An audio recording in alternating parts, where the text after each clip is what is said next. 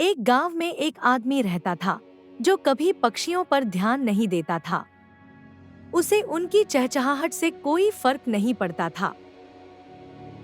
एक दिन एक नन्हा पक्षी घोंसले से गिर गया। आदमी ने उसे उठाया और बड़े प्यार से उसकी देखभाल की।